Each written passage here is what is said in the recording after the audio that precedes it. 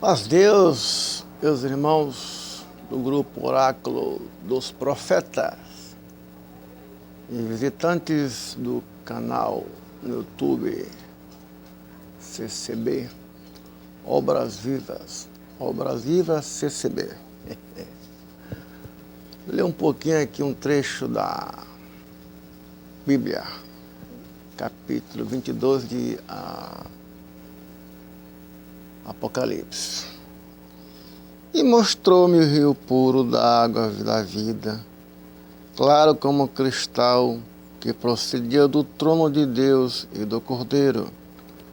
No meio da sua praça e de uma e da outra banda do rio estava a árvore da vida, que produz 12 frutos, dando seu fruto de mês em mês, e as folhas da árvore são para a saúde das nações, e ali nunca mais haverá maldição contra alguém, e nela estará o trono de Deus e do Cordeiro, e os seus servos o servirão, e verão o seu rosto, e nas suas testas estará o seu nome.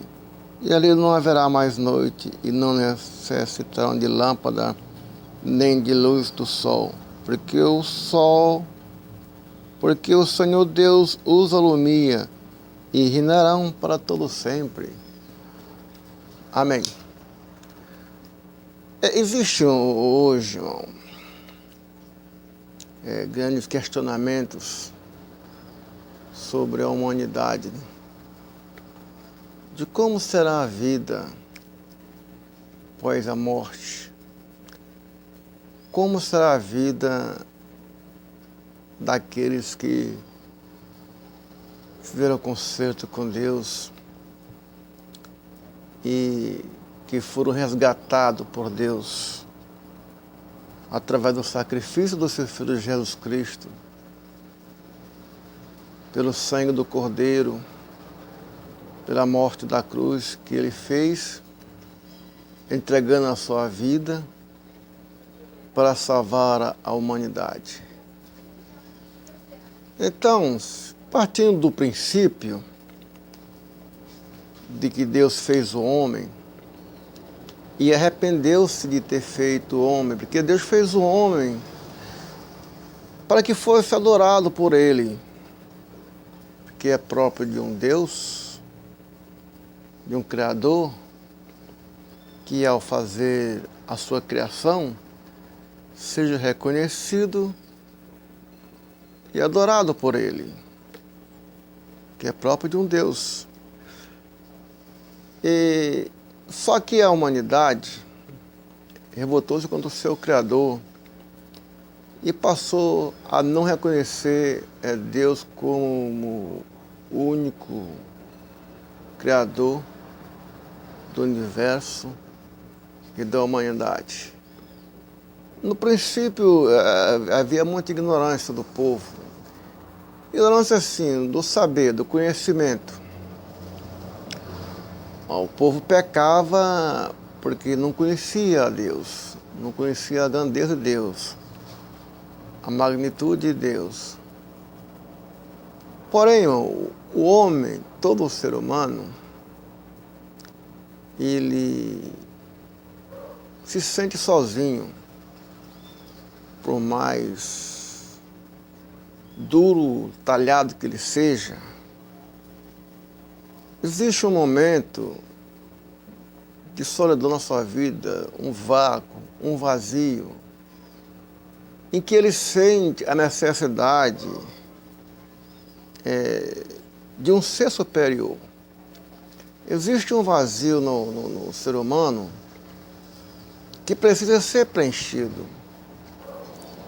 E esse vazio, irmãos, ele não é preenchido com as coisas materiais, com as coisas da terra, com as riquezas. Então você se pergunta, muitas e muitas celebridades, pessoas que têm tudo na vida, se sentem sozinho, sente o vazio. Tem tudo que o dinheiro lhe ofereceu, ele podia oferecer, tudo que a vida podia oferecer. Mas ele sente um vazio. Em alguns casos, alguns cometem o suicídio. Porque esse vazio, irmão, só quem preenche, irmão, é Deus. É o Criador. É um vazio que é preenchido pela necessidade que o ser humano tem de buscar a Deus, de se prostrar a Deus. Existe uma máxima hoje no mundo, que é comprovado, que o ateu, ele só é ateu até quando ele está bem de vida, até chegar a hora da morte, ou quando o avião está caindo. Quando o avião está caindo, o ateu deixa de ser ateu.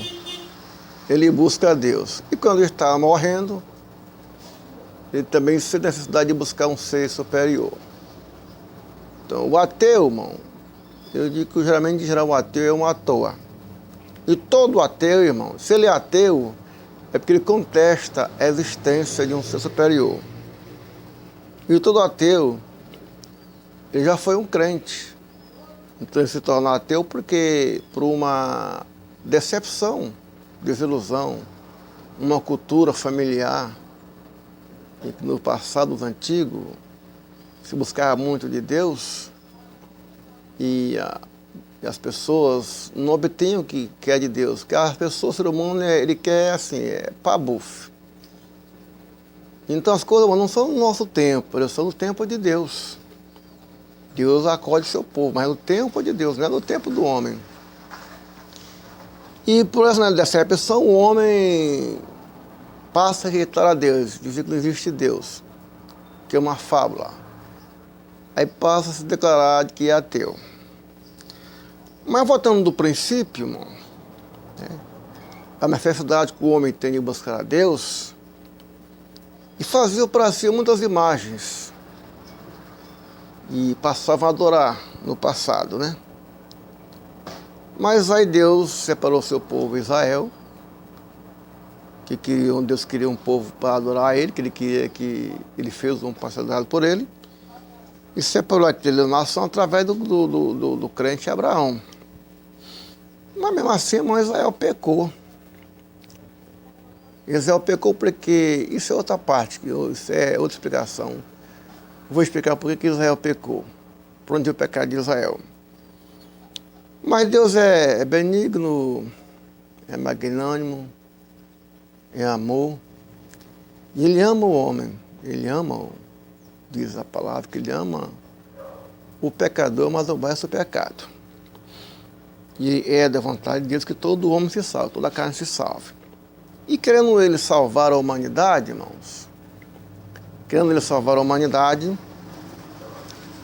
Ele enviou primeiramente os seus profetas para pregar, preparar o caminho, né? O caminho do Salvador, o caminho do seu Filho Jesus Cristo, anunciando que viria um Salvador, que viria um remidor, porque antes do passado não havia lei, não havia salvação. Pela lei, se cumprindo a lei, se tinha vida longa, prolongada, mas não havia salvação. Então Deus resolveu enviar Jesus Cristo para que salvasse a humanidade.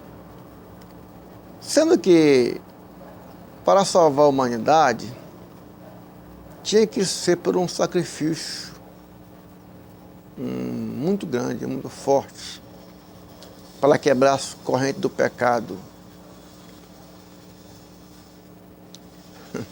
para vencer o diabo. Porque no passado, a terra e a sua riqueza foi entregue ao diabo. Então, tal que no passado, na tentação de Jesus Cristo, o diabo ofereceu a Cristo todas as riquezas da terra, se ele adorasse, né? Então, mas Deus se compadeceu da humanidade e disse: não, vou resgatar a minha obra, meu povo. Vou dar ao meu povo uma oportunidade de salvar. E aí, irmão, resolveu investir em Jesus Cristo, irmão, atrás do sacrifício, onde ele entregou a sua vida na morte, sua vida na cruz, morte de cruz, para salvar a humanidade. Certo? Então, através do sacrifício de Jesus Cristo, através da morte e do sangue, temos acesso à vida eterna, à salvação. Porque pelo sangue temos o perdão dos nossos pecados, a remissão dos nossos pecados. E pelo batismo por imersão, aquele que mergulha o corpo todinho, que o batismo ele é a semelhança da morte, do sepultamento. Não se pode sepultar um corpo humano deixando a mão de fora. Você vai, não sei, sepulta um defunto, não vou deixar aqui a mão de fora, deixa o pé de fora, não, irmão. O sepultamento, irmão, é total, fica só a terra. Então, por isso que o batismo, irmão, verdadeiro, de Jesus Cristo é aquele batismo por imersão na água, que é a semelhança da sepultura total, certo? Então, pelo batismo, o homem nasce de novo. É uma nova criatura, é como se fosse uma criança sem pecado. E pelo sangue tem o perdão dos pecados. Então, com esse ato, esses dois atos, Deus aproximou o homem de Deus. Passou a ter uma intimidade com Deus, né? Mas hoje, irmão, existe uma incógnita no mundo. Toda vez que morre uma criatura, um ser humano, você ouvir alguém dizer, não, esse morreu, foi para o inferno. Não, morreu, o diabo levou, não, mano. Ou morreu, foi para o céu. O Senhor tem ele no bom lugar. Bom, lógico, é um desejo da humanidade. Todo homem deseja que seu semelhante, pós-morte, vá morar com Deus, que é a vida eterna. Mas, irmão, a Bíblia é clara, isso é muito profundo. Está lá em 3 de São João, salvo a memória. Quando Deus e Jesus institui Nicodemos sobre o batismo, ninguém entrará no reino do céu se não nascer de novo da água e do Espírito. Não é isso? Então, irmão, tudo bem, está certo. A salvação, o julgamento, pertence a Deus. Não sou eu que estou aqui para condenar alguém e dizer, você está no inferno. Você não está salvo. Não sou eu, irmão. A nossa missão, a missão dos profetas, dos pregadores, dos apóstolos, dos pastores, dos presbíteros, é pregar o evangelho, anunciar a salvação. Cabe a um fazer o concerto com Deus e buscar a salvação da sua alma. Mas nós que somos cristãos, que acreditamos na palavra e temos a certeza que é a salvação entre o reino dos céus, aquele que é nascido de novo, é nova criatura, nascido pelo sangue do Cordeiro e pelo lado do batismo, passa a ser nova criatura, né? Então, através desse sacrifício é que vai salvar a sua alma. Mas aí vem outra pergunta, como é que pode um pecador entrar no céu? O pecador entra no céu. É bem verdade, irmão. O pecado entra no céu. O pecador, no verbo do passado, ele entra no céu. Como entra no céu, irmão? Porque quando ele faz o batismo, quando ele desce as águas do seu batismo, ele sepulta seus pecados. Então ele nasce de novo para Deus, como uma criança. A sua alma sai branquinha diante de Deus. Mas aí ele vai ter a sua vida cotidiana. Trabalhar, casar, ter filhos, certo? E como ele vai se livrar do pecado, irmão? Em primeiro lugar, irmão, ele vai ser um servo de Deus. Vai servir a Deus em novidade de vida, observando a doutrina, certo? E não pecando mais. Não adulterando, não roubando, não mentindo, não desejando mal ao próximo, certo, irmão? Mas nosso tabernáculo, nosso homem, não tem aquele homem que não falha, não tropeça, tem, irmão, tá verdade. Tem os tropeços, tem a fraqueza, mas para isso nós temos nosso advogado, Jesus Cristo, irmão, que intercede por nós, lá no céu, para purificar nossas almas. Mas voltando ao princípio da leitura, irmãos, que é uma questão, como vai ser no céu? Como será lá no céu? Como é que vamos viver? Está escrito na Bíblia, que desde o princípio Deus já fez novos céus, nova terra. Já está preparado desde o princípio, novo mundo. Então, o qual Deus fará uma nova terra, onde não habitou o pecado.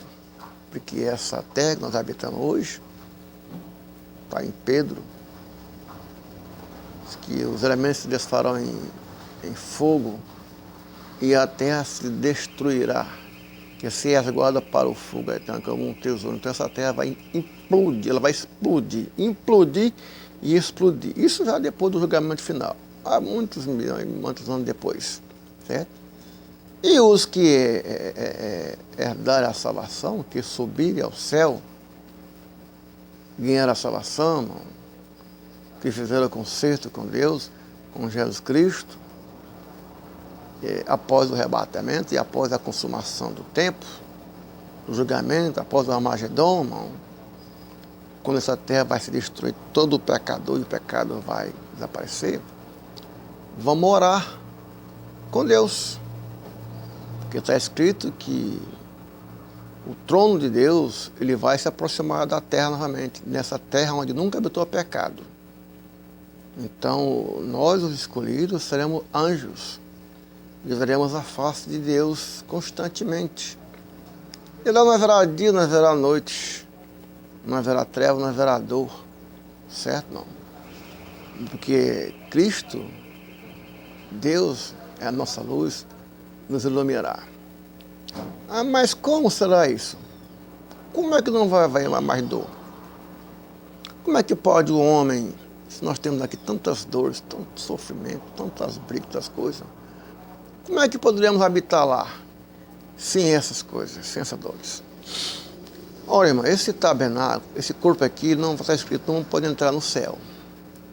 Ao tocar da última trombeta, irmão, como que um passo de mágica, esse corpo será transformado em corpo celestial, certo? Não é que vai ficar um corpo na terra e subir outro. Não. Essa matéria que nós estamos vivendo, ela será transformada para corpo de anjo, corpo celeste. Então lá será um corpo celeste, não haverá pecado, nem pecador. Sim, mas aí para onde vai o tentador? Porque hoje o mal que está em nós, está no homem, já nascemos com o gênio da maldade, não, certo? E o diabo, que é o inimigo de Deus, que trabalha contra o homem e tenta o homem, provoca o homem, provoca tudo, provoca separação, provoca dissidência, briga, certo? Não. Esse vai desaparecer. Está escrito lá em 14 de Isaías.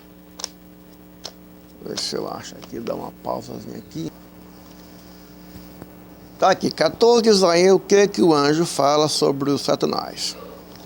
Com ele não te reunirás na sepultura, porque destruíste a tua terra e mataste o teu povo. A descendência dos malignos não será nomeada para sempre. Então, Isaías capítulo 14, versículo 20. Então, recomendo você ler o capítulo 14 para entender o que fala. Em outra parte diz, que não me recordo onde está escrito,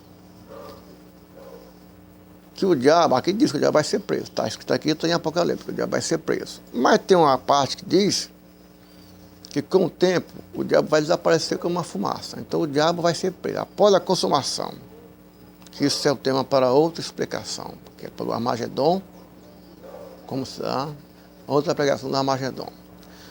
Então, após a conclusão do julgamento, a sentença, Deus concluirá todo o julgamento da nação, destruir essa terra, o diabo vai ser preso para sempre.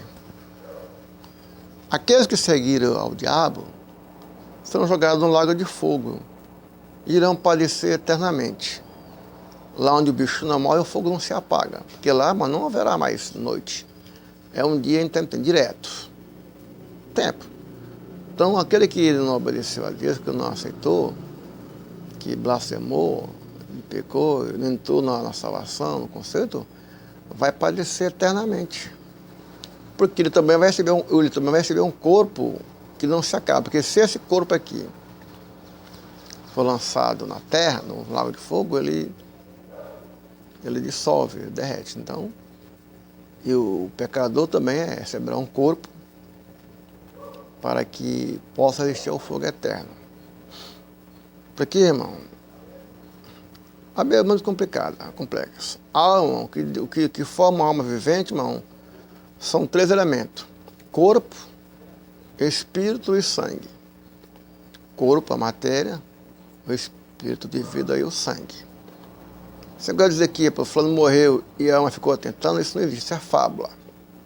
Existe o espírito maligno que fica assombrando, o diabo que usa a mente das pessoas e a fraqueza para tentar a humanidade. Então, o que torna uma vivência são esses 3 elementos. Certo? Então, como o diabo vai ser preso, irmão, não tem mais tentação. Ele não é mais impulsionar o elemento. Que hoje é o seguinte, hoje a pessoa se diz assim, rapaz, fulano estava aqui, rapaz, comigo, conversando com a gente, de repente saiu ali e morreu. Alguém matou ele. Por quê? Porque o diabo chegou em outra pessoa e disse, vai lá agora e mata fulano. Mata alguém. Porque essa é a missão do diabo, irmão, é tentar as pessoas. A impulsionar a pessoa a fazer o mal. Certo? Provocar discórdia na casa, a briga entre casal, entre filhos, jogar filho contra o pai contra o filho, irmão contra o irmão. A cobiça. A cobiça tudo vem do diabo, irmão. Maligna. Como lá não vai mais existir mais o diabo, não vai ter a tentação, e nós, os escolhidos, que entraram no céu, não terão mais necessidade de nada. Você não vai sentir fome, não vai sentir sede, não vai sentir cansaço. Eu vou dormir que eu estou cansado. Trabalho todo dia todo, vou dormir. Não precisa. Não tem essa necessidade, porque o seu corpo ele já está suprindo todas aquelas coisas. O corpo anjo, o corpo celestial, já está fortalecido. Não precisa disso, porque o Senhor Jesus, nosso irmão mais velho, que por enquanto agora ele é filho de Deus, nosso irmão mais lá, está escrito na Bíblia. Ele é nosso irmão mais velho, nosso irmão primogênito. Então todos nós devemos servir a Deus, nos prostrar diante de Deus. Seremos almas viventes, anjos celestiais, onde não haverá dor, onde não haverá pecado. Certo? Então, não se casa, nem se dão em casamento. É uma pequena explicação, irmão, sobre a nova vida, a nova terra, a nova Jerusalém. Portanto, se você não fez o concerto com Deus, faça agora. Procure o caminho da salvação. Mas procure a graça verdadeira. Você tem na sua mão, você tem a Bíblia. Leia a Bíblia. É vista e corrigida por João Ferreira de Almeida. E lá você tem todas as explicações. E entre no teu quarto e peça a Deus esclarecimento, que Deus esclarece a tua dúvida. Esclarece e manda na tua casa o anjo. Senhor, manda na minha casa o anjo, para que me explique a verdade, para que me mostre a verdade. Onde está verdadeiramente o teu povo?